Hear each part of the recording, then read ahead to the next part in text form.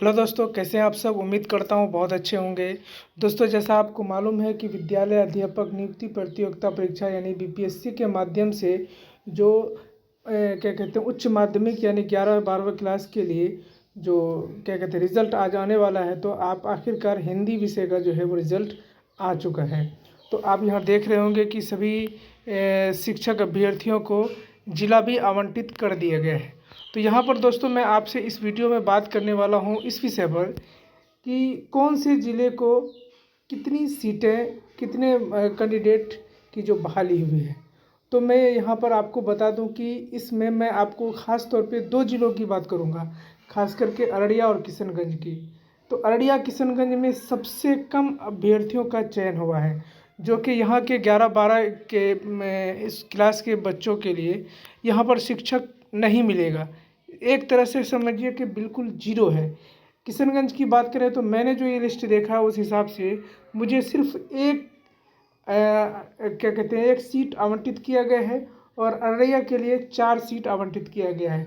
बाकी आप देख रहे होंगे अररिया, पटना, कैमूर, औरंगाबाद और गया, जहानाबाद, इन सभी ज़िलों में बहुत ज़्यादा अभ्यर्थियों को चयन किया गया है। गोपालगंज, दरभंगा, इस सब के में बहुत ज़्यादा है। आपका मधेपुरा वगैरह हो गया, लेकिन अररिया, पूर्णिया और क्या कहते हैं पूर्णिया में तो काफ़ी सारा है, कटिहार में भी अच्छा खासा, लेकिन अररिया और किशनगंज सबसे बुरी स्थिति में है। तो आपको मैं एक बार दिखा देता हूँ कि कितने सारे अभ्यर्थी अररिया के लिए आवंटित किए गए, यानी कितने शिक्षक अररिया को या किशनगंज को मिलने वाला है। तो आप इस लिस्ट में देख पाएंगे, मुझे जहाँ तक नज़र आ रहा है कि अररिया का मैं आपके सामने गिन देता हूँ। तो मुझे जहाँ तक लगता है कि सिर्फ इस लिस्ट में कोई भी नहीं है। और इस लिस्ट में देखें तो अररिया से एक है सबसे ऊपर, यानी रोल नंबर 885299, एक सीरियल नंबर 41। उसके बाद आपका ये सीरियल नंबर 41, फिर और मुझे कहीं तक अभी तक एक ही कैंडिडेट को बिहार के लिए बिहार के अररिया के लिए दिया गया है। तो उस लिस्ट में सिर्फ एक था और इसमें भी एक अभी तक एक ही है। देखिए लगातार भागलपुर है, अररिया और किशनगंज। अभी तक किशनगंज भी मैं देख रहा हूँ कि एक भी नज़र नहीं आया है मुझे। ये खगड़िया है, अररिया कहीं भी नज़र नहीं आ रहा है। तो इस लिस्ट में भी अररिया कहीं नहीं है। यहाँ पर भी अररिया एक भी नहीं है। इस लिस्ट में भी अररिया सिर्फ पहले वाले लिस्ट में एक था, उसके बाद किशनगंज तो दोनों में से कहीं भी नहीं है। इस लिस्ट में जाएँ तो यहाँ पर भी इस पहले वाले इसमें देखेंगे कॉलम में तो आपको अररिया कहीं भी नज़र नहीं आएगा। तो यहाँ पर भी आप जैसा इस लाइन में भी आपको एक भी अररिया का या किशनगंज का कोई भी सीट का अलॉट नहीं किया गया है। तो चौथा लाइन में भी हम गए तो एक भी अररिया और किशनगंज के लिए किसी भी कैंडिडेट का नाम नहीं है। तो सबसे लास्ट में हम लोग जा रहे हैं। तो यहाँ एक और अररिया नज़र आया तो 2, और इसी तरह खगड़िया है, किशनगंज तो नहीं है। अररिया 2 हुआ, अररिया 2। उसके बाद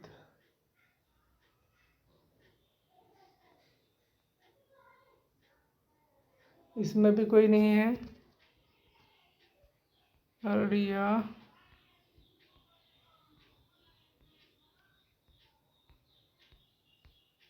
सिर्फ 2 सीट, एक यहाँ किशनगंज जैसे 448 आप देख रहे हैं, बस यही एक सीट है किशनगंज का।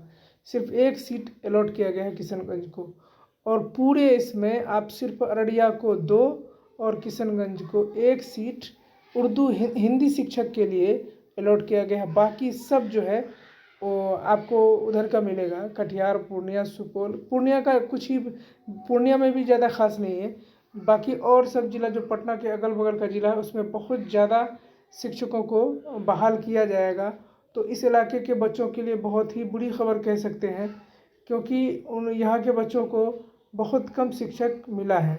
मतलब मैंने पहले गिना है तो मुझे 4 नज़र आया, तो हो सकता है कि एक आध गिनने में भूल हुआ हो, लेकिन ये बहुत ही कम कह सकते हैं इसको, इससे बहुत कम है।